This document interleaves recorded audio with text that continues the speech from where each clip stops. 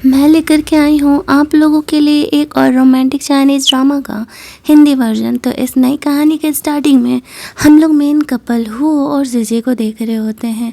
वो दोनों यहाँ पर रोमांस कर रहे थे। जीजी काफ़ी भीगी हुई थी और वो ऐसा फील कर रही थी जैसे कि वो हुओ से बहुत ही प्यार करती है। कहानी का ये पार्ट काफ़ी रोमांटिक था और यहीं से इस कहानी की शुरुआत भी की जाती है। लेकिन जैसे ही ये मोमेंट ख़त्म होता है तो हमें पता चलता है कि एक्चुअल में ये तो बस हुओ का सपना था। जी उसकी क्रश थी जिसको कि वो इतने सालों से प्यार करता है और बेचारा कभी उससे रिलेशनशिप में आ भी नहीं पाया। एक एक दिन वो इस तरीके से काउंट कर रहा था उसे कब जीजी के पास जाने का मौका मिलेगा। फाइनली आज वो जीजी के शहर जा रहा है क्योंकि उसे पता था कि कुछ तो होने वाला है। इधर हम लोग जीजी को देखते हैं जो कि एक काफ़ी फेमस डॉक्टर थी। आज उसके बॉयफ्रेंड लू का बर्थडे था। वो दिन में 3 ऑपरेशन कंप्लीट करके जल्दी जल्दी उसका बर्थडे सेलिब्रेट करने के लिए वहाँ पर जा रही होती है। उसकी फ्रेंड ने उसके बॉयफ्रेंड के लिए केक भी मंगा दिया था। जीजी बहुत ही खुश थी और जल्दी जल्दी क्लब के लिए निकलती है। लेकिन दूसरी तरफ हम लोग उसके बॉयफ्रेंड लू को देखते हैं जो कि जीजी के साथ करीब पिछले 9-10 सालों से रिलेशनशिप में था, लेकिन उसने कभी उसे वो रिस्पेक्ट दिया ही नहीं। यहाँ पर उसके सारे दोस्त लोग थे और लू क्यू नाम की एक गर्ल के साथ था। उसके दोस्त भी लू की वजह से ही जीजी का कोई भी रिस्पेक्ट नहीं करते थे। वो लोग यहाँ पर जीजी का इंसल्ट करते हुए कहते हैं कि अरे वो गरीब लड़की अब भी तुम्हारे पीछे है, तुम एहसान करके अभी उसके साथ रिलेशनशिप में है। लू कहता है हाँ वो मेरा पीछा ही नहीं छोड़ रही तो क्या करें। उसके फ्रेंड उसका मजाक उड़ा रहे होते हैं और बोल रहे होते हैं कि क्या तुम सही में उससे बोर हो चुके हैं तो उसको छोड़ क्यों नहीं देते। लोग कहता है कि लड़के कब ही एक लड़की के लिए दूसरे को छोड़ते हैं, लेकिन वो वहाँ पर अपना मैचो मैन और सिग्मा मैन वाला इमेज बनाने के लिए उसके दोस्त यहाँ पर उसे सर पे चढ़ा रहे होते हैं और कह रहे होते हैं कि तुम अपने पास में बैठी लड़की क्यू को किस करो और आज वैसे भी तुम्हारा बर्थडे है, तुम दोनों एक दूसरे के लिए सही हो। जी यहाँ पर देखते हैं इस टॉपिक पर तुमसे ब्रेकअप करती है या नहीं करती है। अब यहाँ पर वो इस तरीके से क्यू को किस कर लेता है और जीजी क्लब के गेट के बाहर से सब कुछ देख रही होती है। उसका दिल टूट जाता है। उसे ऐसा लगता है कि शायद उसने लाइफ में गलत इंसान को चूज कर लिया है। लो उसके प्यार के लायक ही नहीं है और कहते हैं ना एक मोमेंट काफ़ी होता है प्यार होने के लिए, वैसे ही एक मोमेंट काफ़ी होता है प्यार ख़त्म होने के लिए। और यहीं पर एक झटके में जीजी का दिल टूट जाता है और उसका प्यार लू के लिए ख़त्म हो जाता है। जैसे ही उसने सुना कि वो भी अपने दोस्तों के साथ मिल करके जीजी का बुराई कर रहा है और वो क्यू को किस कर रहा है क्योंकि वो जीजी से बोर हो चुका है और उसे उसके साथ अब नहीं रहना है। जीजी समझ चुकी थी कि ऐसे इंसान के साथ रहना अब बेफजूल है, वो अपनी ज़िंदगी भी बर्बाद कर रही है। वो क्लब के कमरे के अंदर जाती है जहाँ पर किलू ऐसे नॉर्मली बिहेव कर रहा था जैसे कि कुछ हुआ ही नहीं।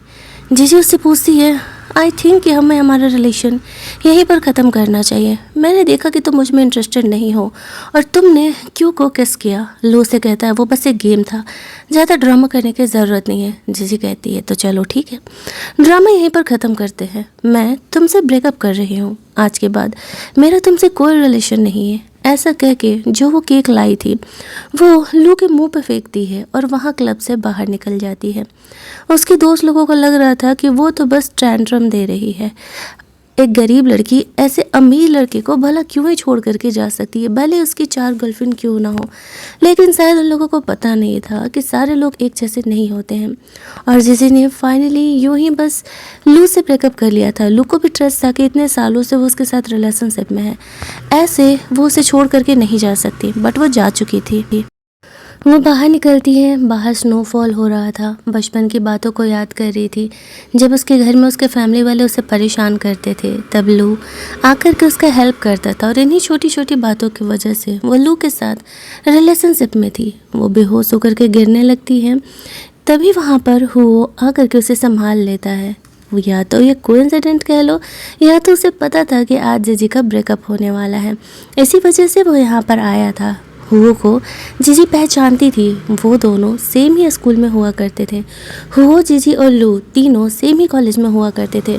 जीजी यहाँ पर रो रही थी तो वो उससे पूछता है कि क्या हुआ, इतने खूबसूरत मौसम में तुम क्यों रो रही हो। इस बात पर जीजी उसे कहती है क्योंकि मेरा ब्रेकअप हो गया है। ये बात सुन कर के हुओ बहुत खुश था। कहानी यहाँ से फ्लैशबैक में जाती है जहाँ पर कि हुओ का यहाँ पे ट्रांसफ़र हुआ था नए स्कूल में और वो जीजी से फ्रेंडशिप बढ़ाना चाह रहा था। वो काफ़ी टैलेंटेड था, काफ़ी फेमस था और उनके हिसाब से तो उस समय काफ़ी ज़्यादा हैंडसम भी था।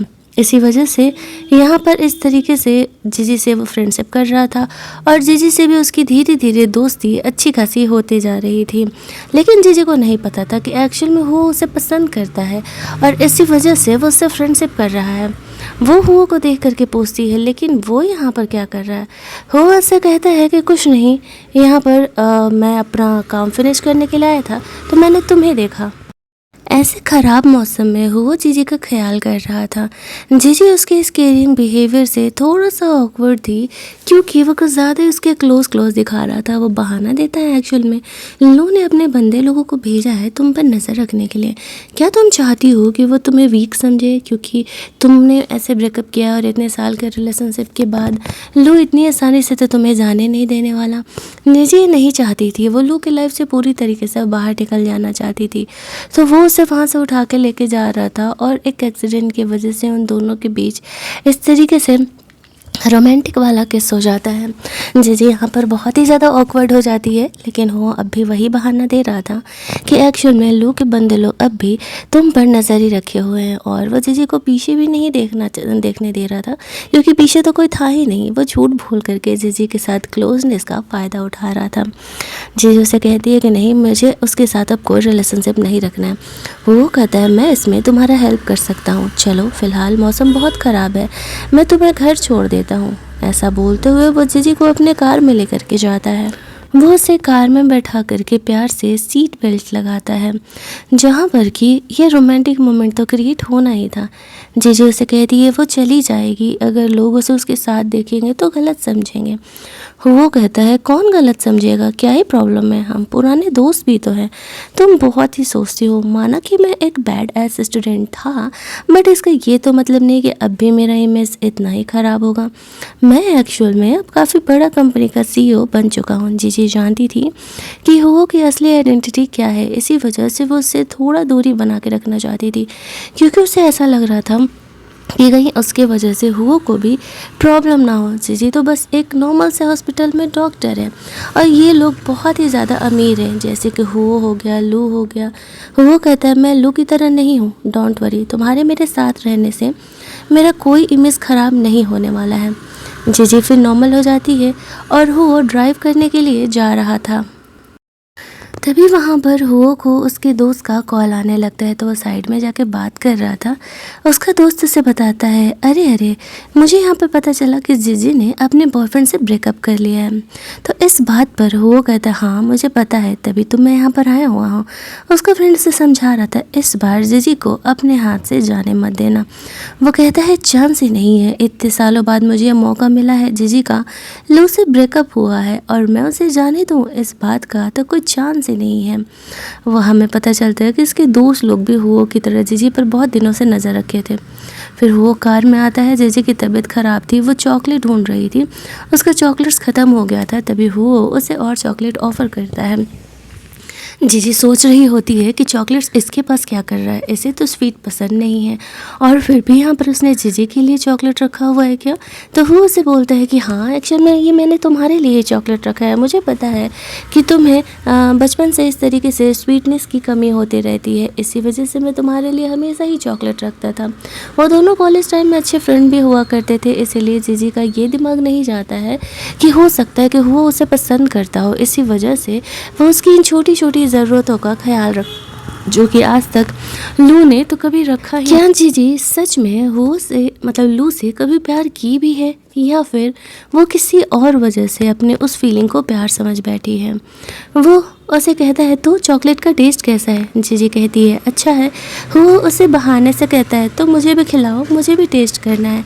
अब वो ड्राइव कर रहा था तो इट्स ऑब्वियस कि वो खुद तो खा नहीं सकता था, इसी वजह से वह जीजी को अपने हाथों से खिलाने के लिए बोलता है और यहाँ पर जिजी अपने हाथों से हुओ को खिलाती है तो वो जानबूझ करके उसके फिंगर्स को किस पे कर लेता है। अब जिजी बेचारी छोटे छोटे रोमांटिक मोमेंट से काफ़ी ऑकवर्ड होने लगती है, लेकिन हुओ अब अपना रोमांटिक इरा जिजी के साथ कुछ ज़्यादा ही एंजॉय कर रहा था। बातों बातों में हुआ जीजी से पूछता है कि आखिरकार वो लू से प्यार क्यों करती है, वो तो एकदम गधा है। जीजी उसे बताती है कि बचपन में जब उसकी फैमिली उसे परेशान करती थी क्योंकि उसकी फैमिली ने तो कभी उससे प्यार किया ही नहीं, उसकी मॉम ने दूसरी शादी की थी, तब लू आकर के उसका हेल्प किया करता था। वो उसे समझाता है कि तुम ग्रेटिट्यूड को प्यार समझ बैठी हो, क्या पता शायद प्यार क्या होता है ये तुम्हें पता ही ना हो, और तुम लू के साथ जो फीलिंग थी उसे प्यार समझ के बैठी हो। तुम सोच लो तुम्हें क्या करना है, क्योंकि लू तुम्हारा पीछा इतनी आसानी से नहीं छोड़ने वाला, और वो तुम्हारे साथ क्या बिहेवियर कर रहा था ये तुमने भी देखा है। वो तुम्हें चीट कर रहा है और ये पहली बार नहीं है। अब जीजी को लगने लगता है कि हुओ को ये सारी बातें कैसे पता। तभी वहाँ पर लू का कॉल आने लगता है, वो जीजी पे छोड़ देता है कि उससे क्या करना है।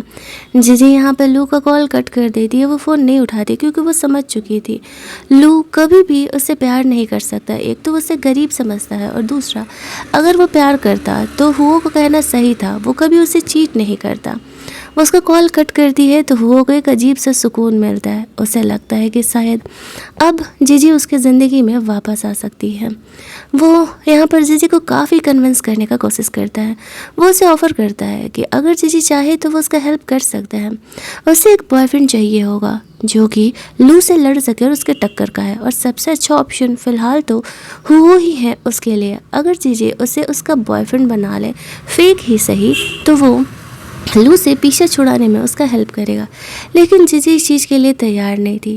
तभी वो उतर के उसके पास आता है और कहता है कि तुम्हारे पैरों में छाले पड़ गए हैं जो तुम्हारे लायक नहीं है, वो सैंडल तुम क्यों पहनती हो। एक्चुअल में लू ने पहली और आखिरी बार जीजी को ये सैंडल गिफ्ट किए थे, इसी वजह से जीजी इसे कई सालों से संभाल करके रखी हुई थी। कि सच में कोई इतना पागल हो सकता है प्यार में कि ऐसे टॉक्सिक रिलेशनशिप में कई सालों से रहे। खैर यहाँ पर वो जीजी को इस तरीके से एक नया प्यारा सा स्लीपर गिफ्ट करता है और कहता है तुम वही पहनो जो तुम्हें पसंद है, किसी और के पसंद के हिसाब से तुम्हें चलने की ज़रूरत नहीं है। हुओ के साथ कुछ घंटे ही बिता करके जीजी को एहसास हो रहा था कि एक्चुअल में किसी से केयर पाना, किसी से प्यार पाना क्या होता है। वो जीजी को घर छोड़ने के लिए जाता है तो वो उसे ऑफ़र करता है, मैंने जो तुम्हें यह बॉयफ्रेंड बनने वाला बात बोला है, जो ऑफ़र दिया है, उस बारे में सोचना ज़रूर, और फिर घर चले जाता है। जीजी कंफ्यूज थी, लेकिन वो इस बारे में अभी सोच नहीं रही थी। यहाँ पर हुओ के जाने के बाद लेट नाइट वो एक फॉलो करती थी बंदे को, उसका सोशल मीडिया पोस्ट चेक कर रही होती है। एक्शन में वो उससे काफ़ी ज़्यादा इंस्पायर्ड रहती थी। उसे नहीं पता था कि वो किसी और का नहीं पोस्ट एक्चुअल में हुओ का ही है। हुओ खुश था क्योंकि उसे ऐसा लग रहा था कि धीरे धीरे उसका प्लान सक्सेसफुल होते जा रहा है। दूसरी तरफ अगली मॉर्निंग जब जीजी जगती है तो जगने के साथ सबसे पहला काम वो करती है लू के नंबर को ब्लॉक करना, क्योंकि यहाँ पर वो उसे कॉल मैसेजेस कल रात से कर रहा था। वो उसके पार्टी में वापस नहीं लौटी ना, और उसका ओवर कॉन्फिडेंस यहाँ पर ख़राब हो रहा था कि वो उसे कहीं भी छोड़ करके जा ही नहीं सकती है। इसके बाद वो वहाँ से अपने हॉस्पिटल के लिए निकल जाती है। जैसे ही वो वहाँ पर जाती है तो उसकी मॉम आ जाती है और वो उससे पहले की तरफ बुली करते हुए कहती है कि तुम पागल हो, इतनी मुश्किल से इतना अच्छा दामाद हमें मिला है और तुम हो कि उससे ब्रेकअप करके आई हो। वो कहती है कि हाँ, क्योंकि आपका ये अच्छा दामाद मुझे चीट कर रहा था। इस बात पर उसकी मॉम उसे समझाती है ये लड़कों की फितरत है, चीट तो वो करते हैं, हमें इन बातों की आदत डालनी चाहिए। दूसरी बात, तुम्हें समझना चाहिए कि वो इतना अमीर है, तुम्हारी औकात से बाहर का है, और अगर यहाँ पर तुम उसे छोड़ दोगी तो फिर इतना अमीर लड़का तुम कहाँ से लेकर के आओगी। जीजी कहती है मुझे अमीर लड़का चाहिए ही क्यों, मैं अपना कमाती हूँ, अपना खाती हूँ, तो आखिरकार प्रॉब्लम क्या है, मुझे किसी के एहसान की कोई ज़रूरत नहीं है। उसकी मॉम चाहती थी कि वह अमीर इंसान से शादी करे, और तभी वहाँ पर आ जाता है उसका ख्याल करने के लिए इस तरीके से हुओ। और वो उसकी मॉम पर गुस्सा कर रहा था कि वो उसके साथ ऐसा बिहेवियर कैसे कर सकती है, वो उसकी खुद की बेटी है। तो वो कहती वही तो, ये मेरी बेटी है, तुम्हें उस बात से क्या ही प्रॉब्लम हो रहा है। अब वो जीजी को वहाँ से सेव करके लेके जाना चाह रहा था। उसके गार्ड्स यहाँ पर आ जाते हैं और वो लोग यहाँ पर जीजी की मॉम को सबक सिखाते हैं, ये कहते हुए कि आप एक अपनी बेटी को इस तरीके से हर्ट नहीं कर सकती हो। यहाँ पर वो तो हाथ नहीं उठा सकता था, लेकिन उसका सेक्रेटरी था, उसकी मोम को तो पिया देता है, ये कहते हुए कि आप अपनी बेटी को परेशान मत करो। इस पॉइंट पर आकर के जीजी की मोम को पता चलता है कि लू कोई ऐरा गैरा इंसान नहीं है, वो भी एक्चुअल में कोई बड़ा कंपनी का CEO ही है, तभी जाकर के उसके इतने सिक्योरिटी गार्ड्स और सेक्रेटरी हैं। वो जीजी को वहाँ से लेकर के जाता है। जीजी कहती है आई एम सॉरी, मेरी वजह से तुम्हें मेरी मॉम का ये तमाशा देखना पड़ा। उस बात पर वो उसे कहता है तुम्हें इस चीज़ को लेकर के शर्मिंदा होने की ज़रूरत नहीं है, सबके घर में ये चलते रहता है। साथ ही में उसने अपने साथ जीजी का फेवरेट ये ड्रिंक लेकर के आया हुआ था, स्ट्रॉबेरी मिल्क था। जीजी सोच रही थी कि वो को कैसे पता, स्कूल टाइम में भी वो कभी कभी ऐसा दे दिया करता था, लेकिन उसकी मेमोरी तो इस चीज़ से रिलेटेड थी कि ये जो मिल्क है, स्ट्रॉबेरी मिल्क, वो एक्चुअल में लू उसके लिए ले करके आया करता था। तो वो कंफ्यूज थी कि क्या हुआ को भी ये बातें पता है, क्या उसका उस पर सीक्रेट क्रश है, तभी तो वो उसके बारे में इतना सब कुछ जानता है। वो उससे कहता है, उसे थैंक्स कहती है, तो वो कहता है वर्बली थैंक्स बोलने से नहीं चलेगा, तुम्हें मेरे साथ डिनर पर चलना पड़ेगा। जीजी इस चीज़ के लिए मना नहीं कर पाती और कहती है कि ठीक है, वो अपना ऑपरेशन फिनिश करके उसके साथ डिनर पर ज़रूर ही जाएगी। वो खुश हो जाता है, फाइनली वो अपने क्रश के साथ कुछ वक्त बिता पाएगा। यहाँ पर वापस से जीजी को चक्कर आने लगता है, उसे हाइपोग्लाइसेमिया की प्रॉब्लम थी, तो यहाँ पर वो उसे चॉकलेट ऑफ़र करता है, लेकिन चॉकलेट एक ही बचा था उसके बॉक्स में, जो कि ऐसे निकालने के चक्कर में वो के लिप्स के ऊपर गिर जाता है। तो फिर वो जीजी को कहता है उसे किस करके इस तरीके से खा लेने के लिए। अब ये सिचुएशन उसके लिए तो थोड़ी ऑकवर्ड थी, लेकिन हो गए तो मज़े ही थे। फिर वो उसे कहता है कि कोई बात नहीं, इसमें इतना ऑकवर्ड होने वाली कोई बात नहीं है। वो यहाँ पर इसके बाद जीजी को नया चॉकलेट का बॉक्स गिफ्ट कर देता है। जीजी सोचती है कितना बदमाश है ये लड़का, इसके पास चॉकलेट का नया बॉक्स था, लेकिन यहाँ पर इसने मुझे दिया नहीं। अब भला क्रश को किस करने का मौका मिल रहा है, कौन ही देने वाला है। आफ्टर दैट वो लोग होटल जाते हैं, जहाँ पर कि हुओ ने जीजी के लिए काफ़ी रोमांटिक डिनर अरेंज किया था। इतना प्यार मोहब्बत का तो जीजी को कभी आदत ही नहीं था। लू ने तो कभी वो प्यार व रिस्पेक्ट उसे दिखाया ही नहीं। वो उससे बोलता है कि मुझे एक्चुअल में तुमसे कुछ बात करना है। वो दोनों अपने स्कूल टाइम की बातें करने लगते हैं, किस तरीके से वो लोग इतनी मस्ती करते थे, टीचर्स उन दोनों को हमेशा ही डांटते रहते थे क्लास में गॉसिप करने के लिए, बातें करने के लिए, बदमाशी करने के लिए, लेकिन हुआ जीजी का पीछा नहीं छोड़ता था। वो उसे इनडायरेक्टली तो बोलते ही रहता था कि वो उसे पसंद करता है, लेकिन यहाँ पर जीजी ही सिर्फ उसके हिंट को नहीं समझ पाई थी, या फिर यूँ कहे कि वो समझना नहीं चाहती थी, क्योंकि वो बहुत ही अमीर था। उसे ऐसा लगता था कि एक्चुअल में वो उसे कैसे पसंद कर सकता है। यहाँ पर हुआ जीजी का ख्याल रखता है और इसे इस तरीके से अपना फूड ऑफ़र करता है, जहाँ पर कि जीजी अभी हुओ के साथ एंजॉय करना स्टार्ट ही की थी कि उसे उसकी मॉम का कॉल आ जाता है। वो वापस से उससे गुस्सा करने लगती हैं और कहती हैं कि तुम्हें लू को जाकर के माफ़ी मांगना होगा, और क्योंकि उसके जैसा अमीर दामाद हमें नहीं मिलने वाला है। जीजी साफ तौर पर अपनी मॉम को कह देती है कि मॉम, मैं उस इंसान से दोबारा कभी बात नहीं करने वाली हूँ। ऐसा करके वो फ़ोन कट कर देती है। वो यहाँ पर जीजी को कहता है तो तुमने क्या सोचा मेरे बारे में। जीजी बोलती है मतलब। वो कहता है मैंने तुम्हें ऑफ़र किया था ना कि यहाँ पर हम इस तरीके से बॉयफ्रेंड गर्लफ्रेंड बन जाते हैं और तभी लू तुम्हारा पीछे छोड़ेगा, और अब तो तुम्हारी मॉम भी इस तरीके से तुम्हारे पीछे पड़ी हुई है, तो वो तुम्हें लू से वापस से मिला कर के रहेंगी। जीजी कहती है लेकिन हम दोनों एक दूसरे के लिए सही नहीं है। वो कहता है हाँ आई नो ये शादी वाला मैटर थोड़ा तुम्हारे लिए अजीब हो जा रहा है, लेकिन मेरी भी फैमिली ना मुझे एक्चुअल में परेशान करते रह रही है, और वो लोग मेरी शादी किसी न किसी से कराएंगे, और मुझे ये अरेंज मैरिजेस में ट्रस्ट नहीं है। तो मुझे लगता है कि तुम मेरे लिए एक परफेक्ट कैंडिडेट हो, तुम्हें भी एक पार्टनर की ज़रूरत है और मुझे भी। तो हम दोनों एक दूसरे के नीड्स को समझ सकते हैं। अगर हम दोनों पार्टनर बनेंगे तो फिर हमें कोई परेशान नहीं करेगा। मेरी फैमिली भी खुश है, तुम्हारा लू और तुम्हारी मॉम से भी पीछे छूट जाएगा।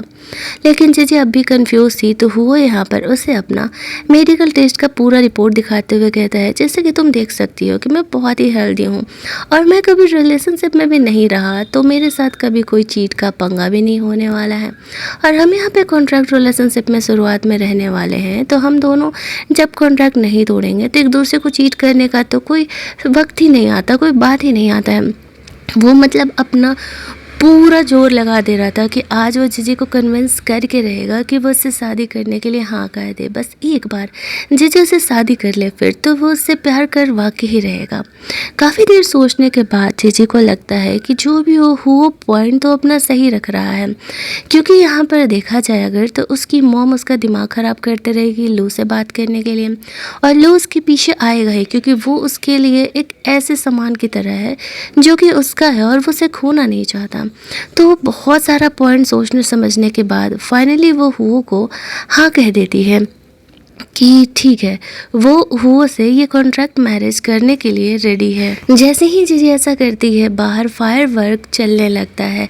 जीजी को लगता है कि क्या कोइंसिडेंट है, लगता है किसी ने किसी को कन्फेस किया है इसीलिए फायर वर्क अरेंज किया है।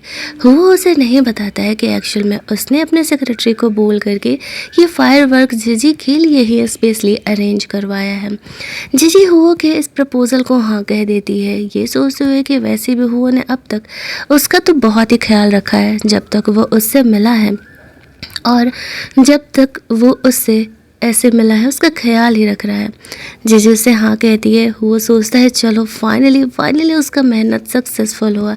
उसका सेक्रेटरी मस्त यहाँ पर इस तरीके से अपना फायरवर्क के मज़े ले रहा था और ये प्रे कर रहा होता है कि गॉड प्लीज़ उनके बॉस का बात बन जाए और उनके बॉस की गर्लफ्रेंड उससे शादी करने के लिए हाँ कह दे।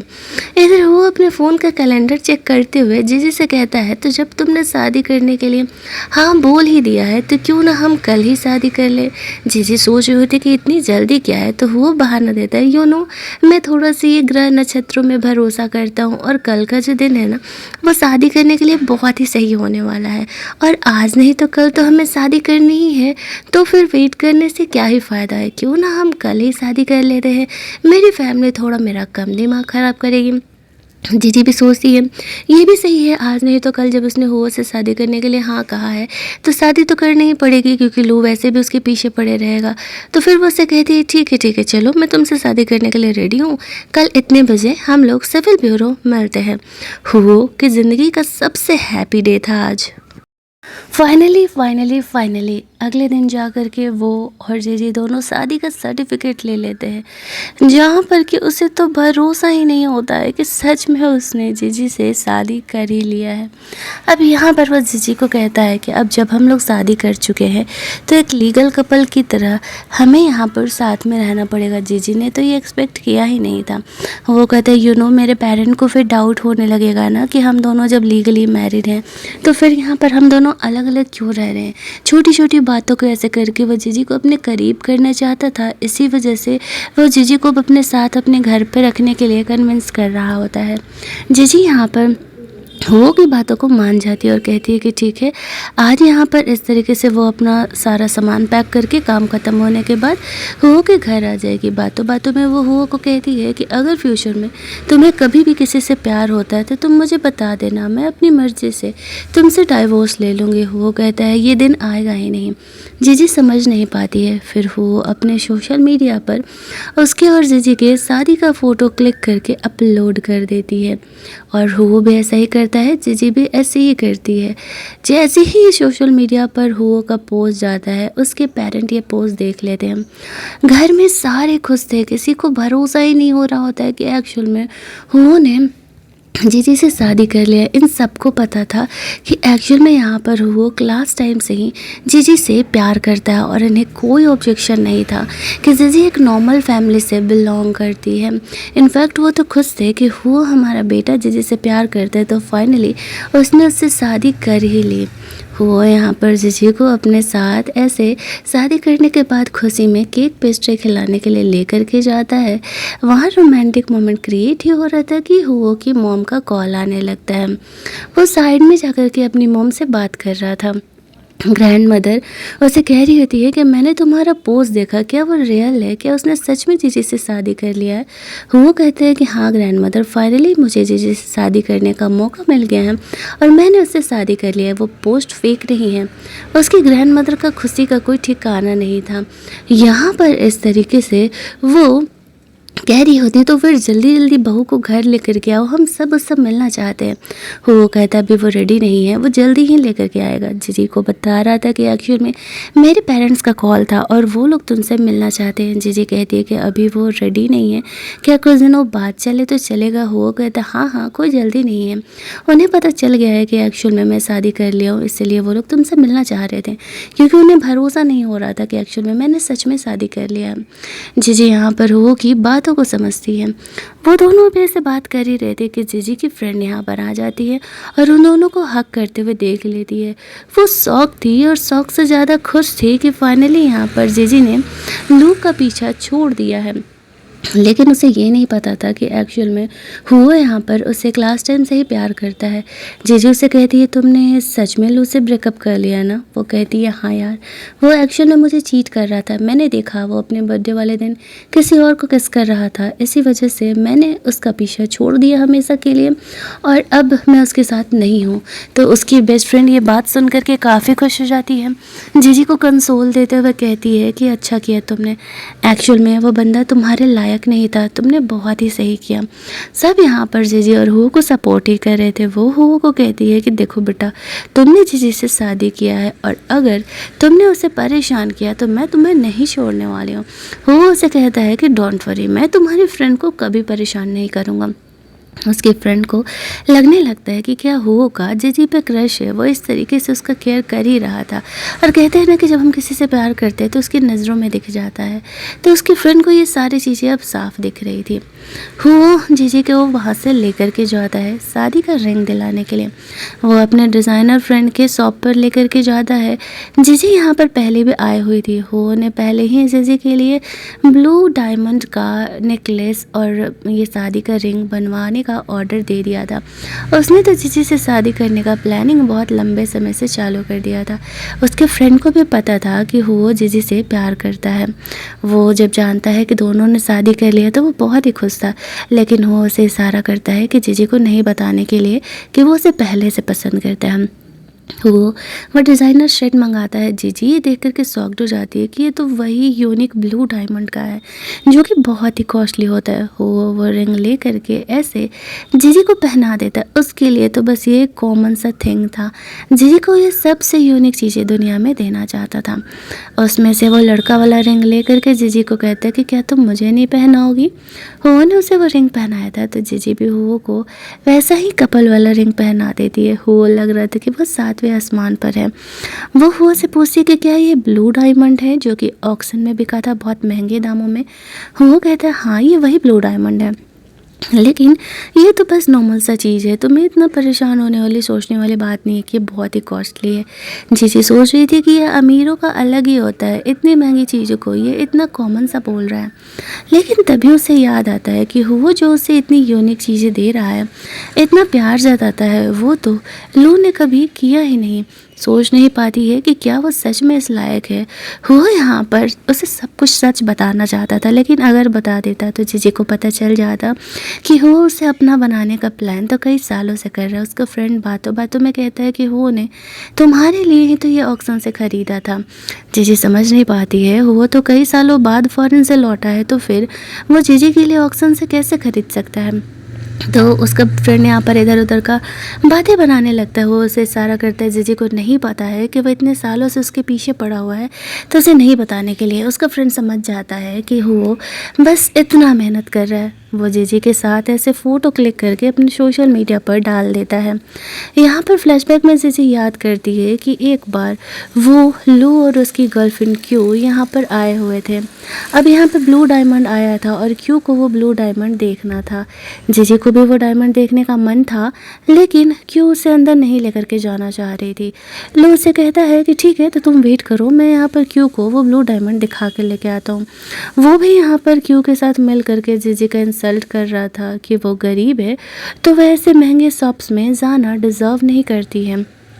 और यहाँ देखो, उसका हस्बैंड उसके लिए उसी ब्लू डायमंड का रिंग और नेकलेस बना के लेके आया है। उसने डायमंड्स के जो बचे हुए पार्ट्स थे उसके लिए जीजी का ऐसे ही नेकलेस भी बनवा दिया था, जो कि आज शादी वाले दिन वो जीजी को गिफ्ट करना चाह रहा था। ये सब कुछ जीजी के लिए बहुत ही ओवर हो रहा था, लेकिन वो हुओ को मना नहीं कर पा रही होती है। वो उसे वो नेकलेस प्यार से पहना देता है।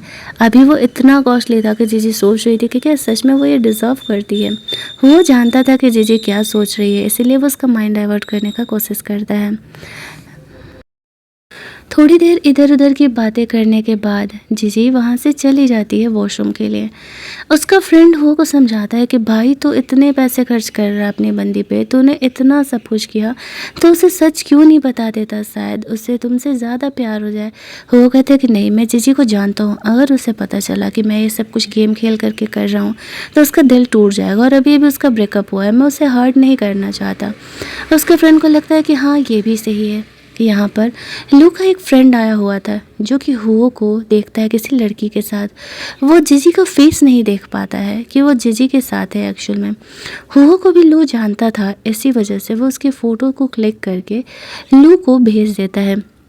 अब पिछले कुछ दिनों से यहाँ पर जीजी ने लू से कांटेक्ट नहीं किया था, तो वो सोच रहा होता है कि इस बार का ड्रामा तो उसका कुछ ज़्यादा ही चल रहा है। इस गधे को अब भी नहीं लग रहा था कि जीजी सच में उससे ब्रेकअप करके जा चुकी है, और वो इसी ओवर कॉन्फिडेंट में था कि वो आज तो उसके पास आ ही जाएगी। लेकिन तभी उसके दोस्त का ये फ़ोटो यहाँ पर आता है, तो वो देखने के लिए परेशान हो जाता है कि वो किस लड़की के साथ है। और उसके फ्रेंड को वो कहता है कि तू वहीं पे रुक, मैं आ रहा हूँ। उसका फ्रेंड तो काफ़ी एक्साइटेड हो करके उसे बता रहा होता है कि यहाँ पर मैंने हुओ को देखा, शायद उसने किसी से शादी कर लिया। वो अपनी बंदी को शॉप पे लेकर के गया था वेडिंग रिंग दिलाने के लिए। अब लू सोच रहा होता है कि आखिरकार वो किस बंदी को यहाँ पर अपनी वाइफ बनाने के लिए आया है, क्योंकि उससे पता था कि जो हुओ है वो एक्चुअल में जीजी को पसंद करता था, तो वो किसी और से अचानक से कैसे शादी कर सकता है। वो दोनों ही वहाँ पर जल्दी जल्दी उस प्लेस पर पहुँचते हैं जहाँ पर कि लू देखना चाह रहा था कि वो किसके साथ है, लेकिन उसे देखने का मौका नहीं मिलता है। वहाँ जाकर के उसे इतना तो पता चलता है कि हुओ ने एक्चुअल में उसी ब्लू डायमंड का नेकलेस और रिंग बनवा करके अपनी बंदी को गिफ्ट किया है, जिससे कि वो अपने सो कॉल्ड गर्लफ्रेंड क्यू को दिखाने के लिए अंदर शॉप में लेकर के गया था। कहीं ना कहीं उसे डाउट हो रहा था कि कहीं यहाँ पर हुओ जीजी के साथ ही तो वापस से रिलेशनशिप में नहीं आ गया। यहाँ पर उसका फ्रेंड उसे कहता है, मैंने जिस लड़की के साथ उसे देखा था वो जीजी की तरह ही दिख रही थी। एक तरफ वो जीजी को लेकर के उस शॉप से बाहर निकलता है, और दूसरी तरफ लू उसे देखने के लिए उस शॉप में अंदर जाता है। वो कि इस फ्रेंड को भी पता था कि एक्चुअल में लू किस तरीके का इंसान है, और वो ने तो उसे पहले से उसके बारे में बता दिया था, तो वो उसे नहीं बताता है कि एक्चुअल में वो यहाँ पर जीजी को लेकर के आया हुआ था। दूसरी तरफ वो जीजी को और भी शॉपिंग कराना चाहता था, तो जीजी उसे कहती कि अरे नहीं नहीं, तुमने वैसे भी मेरे लिए इनफ चीज़ें बाय कर दी है, मुझे अब ये सारी चीज़ें नहीं चाहिए। तो वो कहता है तो चलो ठीक है, मैं यहाँ पर तुम्हारा पैकिंग में हेल्प कर देता हूँ, तुम्हें अब मेरे घर पर भी तो शिफ्ट होना है। ऐसा कह के वो जीजी को वहाँ से लेकर के जाता है। इधर लू शॉप में हुओ का वीडियो दिखा करके पूछ रहा होता है कि यहाँ लू आया था वो किसके साथ था। उसका फ्रेंड यहाँ पर बहाना कर देता है कि मुझे नहीं पता है कि वो किसके साथ आया था, वो तो मेरे लिए एक नॉर्मल कस्टमर की तरह है। और यहाँ पर उसका फेस भी नहीं जब दिख रहा होता है तो फिर उन्हें भरोसा ही नहीं हो रहा था कि एक्चुअल में वो जीजी के साथ हो सकता है। फ्लैशबैक में लू यहाँ पर याद कर रहा होता है कि एक्चुअल में वो जीजी के लिए वो स्ट्रॉबेरी मिल्क ला करके उसके बॉक्स पर रखा करता था और जीजी यहाँ पर ये मिसअंडरस्टूड कर ली थी कि एक्चुअल में वो लू ने दिया है। यही सारी छोटी छोटी चीज़ों की वजह से उसे ऐसा लगता था कि लू उसे पसंद करता है और वो उसके साथ रिलेशनशिप में आ गई थी। लेकिन लू तो यहाँ पर हो का प्लेस ले रहा था और उसका प्यार पाना चाह रहा था। एक दिन हो ने जीजी के लिए ऐसे फ्लावर बुके वगैरह भी रखा था, उसके लिए कन्फेशन लेटर भी रखा था जो कि लू ने हटा दिया था क्योंकि अब वो हो से पंगा लेना चाहता था। उसके लिए जीजी को पाना एक गेम की तरह बन गया था। हो के उस फ्लावर बुके में से एक फ्लावर गलती से जीजी के डेस्क पे गिर गया था और हो उसे चेंज कराने के लिए चला गया था। उसके बाद हो के साथ क्या हुआ कि वो अचानक से फ़ौरन चला गया, ये बात किसी को पता नहीं था और जीजी को तो सच पता ही नहीं था कि वो गलत इंसान से प्यार कर बैठी है। लू को अब जीजी के बारे में पता लगाने का चुल मच रहा था कि उतने दिनों से उसने उससे कोई कांटेक्ट भी नहीं किया है और ना ही वो उसके पास माफ़ी मांगने के लिए आई है, तो वो बंदी गई कहाँ। आज तक ऐसा कभी नहीं हुआ था। लू की सारी गलतियों को जीजी माफ़ कर चुकी थी, सारे इंसल्ट को वो झेल रही होती है। तो वो अपने सेक्रेटरी को पता लगाने के लिए बोलता है कि जीजी के लाइफ में आजकल क्या चल रहा है और साथ ही में उसे मनाने के लिए कहता है कि एक अच्छा सा गिफ्ट तैयार करो। यहाँ पर मैं जीजी से गिफ्ट देने के लिए जाऊंगा और फिर उसे मना लूँगा। जब जीजी उसके लाइफ से जा चुकी थी तब उसे उसकी याद आ रही थी। इतने सालों से वो बंदी उसके साथ थी लेकिन वो उसे काफ़ी नॉर्मली ट्रीट कर रहा था, नॉर्मली भी नहीं, बहुत ही बुरे तरीके से ट्रीट कर रहा था। इधर हो जीजी का सामान पैकिंग करा करके उसे अपने घर लेकर के आता है। देखा जाए तो ये इनका वेडिंग रूम होने वाला था। वो जीजी का हाथ पकड़ करके घर के अंदर लेकर के जाता है। जीजी के लिए ये नया लाइफ बहुत ही ज़्यादा ऑकवर्ड था क्योंकि उसे इन चीज़ों की आदत नहीं थी। उसे इतना ज़्यादा प्यार, इतना ज़्यादा केयर की आदत नहीं थी। लेकिन वो अब अपना प्यार जीजी के लिए छुपाने नहीं वाला था। वो दोनों तो अब लीगली मैरिड भी थे। वो जीजी को कहता है कि तुम्हें इन चीज़ों की आदत डालनी होगी, हमें अगले कुछ दिनों में हमारे पेरेंट्स से भी तो मिलने के लिए चलना है। जीजी होके बोल करके घर के अंदर चली जाती है। घर के अंदर जाती है तो देखती है सब कुछ उसकी पसंद के हिसाब से डेकोरेट किया गया है। वो समझ नहीं पाती है कि हो को उसकी पसंद नापसंद के बारे में इतना सब कुछ कैसे पता है। वो हो से कहता है कि अगर तुम्हें इस घर में कुछ नापसंद हो तो तुम बता देना, मैं उसे चेंज करवा दूंगा। इस बात पर जीजी उसे कहती है कि नहीं, सब कुछ परफेक्ट है। हो उसे कहता है कि हमने शादी की फ़ोटो नहीं ली है, क्यों ना हम कल चल करके शादी का फ़ोटो ले लेते हैं ताकि घर में लगा सकें, वरना हमारे पेरेंट को सब कुछ चीज़ें ऐसे फेक फेक लगेंगी। अब धीरे धीरे करके जीजी यहाँ पर हो की बातों में आते जा रही थी और उससे बोल देती है कि हाँ ठीक है, मैं यहाँ पर तुम्हारे साथ फ़ोटो लेने के लिए रेडी हूँ। अब यहाँ पर वो जानबूझ करके उसे छेड़ रहा होता है कि आज हमारा वेडिंग नाइट है। जीजी यहाँ पर काफ़ी ज़्यादा शाय फील कर रही थी क्योंकि वो एक तरीके से उसके लिए तो स्ट्रेंजर ही है। यहाँ पर वो उसे कहता है अच्छा बाबा, अब मैं तुम्हें परेशान नहीं करूँगा, एक काम करो तुम यहाँ पर आराम करो। और वो के कमरे में एक टाइम कैप्सूल था। अच्छा, ये टाइम कैप्सूल से हमें कौन सा कोरियन ड्रामा याद आता है जो कि हमारा फेवरेट है, कमेंट में ज़रूर बताना। यहाँ पर जीजी को वो टाइम कैप्सूल का की देते हुए कहता है कि तुम्हें जब लगे कि तुम्हें मुझे लेकर के कुछ डाउट है जो कि तुम मुझसे क्लियर नहीं कर सकती, तो तुम उस टाइम कैप्सूल को ओपन कर लेना, तुम्हें तुम्हारे सारे सवालों का जवाब मिल जाएगा। फिर वो बाहर हॉल में चले जाता है। जीजी यहाँ पर वो को अपना फ़ोन दिखाती है और कहती है कि एक्चुअल में मैं इस ब्लॉगर को फॉलो कर रही हूँ, एक्चुअल में मुझे इसकी एडवाइस, उसकी बातें काफ़ी अच्छी लगती है। वो हुओ को ही हुओ के बारे में बता रही थी। हुओ ने अपना नाम चेंज करके यहाँ पर आईडी बनाया हुआ था। वो जीजी को यहाँ पर उसका फेवरेट मिल्क देता है। जब वो फ्रिज खोलता है तो वो देखती है कि हुओ ने उसकी पसंदीदा मिल्क का तो पूरा कलेक्शन ही करके रखा हुआ है। वो बताता है कि वो इन सारी चीज़ों के बारे में तो बहुत लंबे समय से जानता है।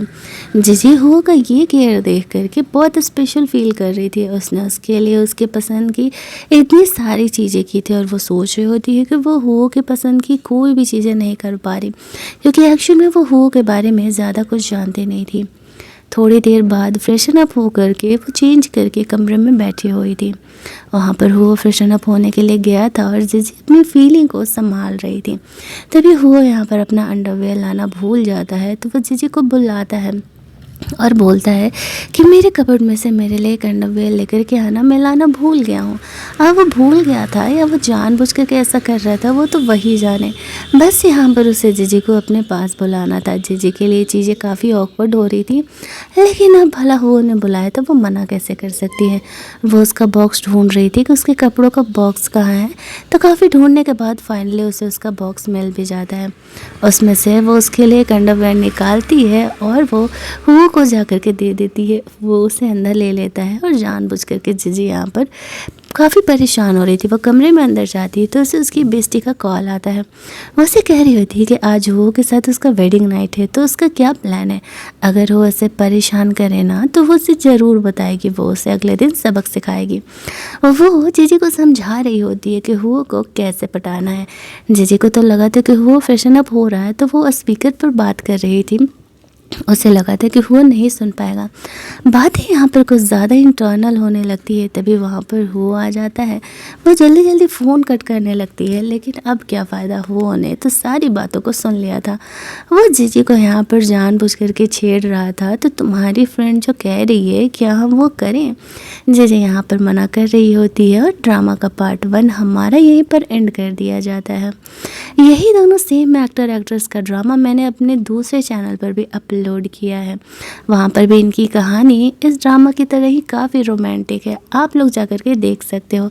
कहानी का सेकंड पार्ट मैं कोशिश करूँगी कि आज ही अपलोड कर दूँ, अगर मुझे इसका नेक्स्ट पार्ट मिल जाता है तो। अगर आपको इस कहानी का सेकंड पार्ट जल्दी चाहिए तो यस कमेंट ज़रूर करना। कहानी अच्छी लगी होगी तो वीडियो को लाइक और शेयर कर देना, चैनल को सब्सक्राइब कर लेना, ताकि इस कहानी का जब सेकंड पार्ट आए तो आपसे मिस ना हो। मिलते हैं हम लोग इस कहानी के नेक्स्ट पार्ट में।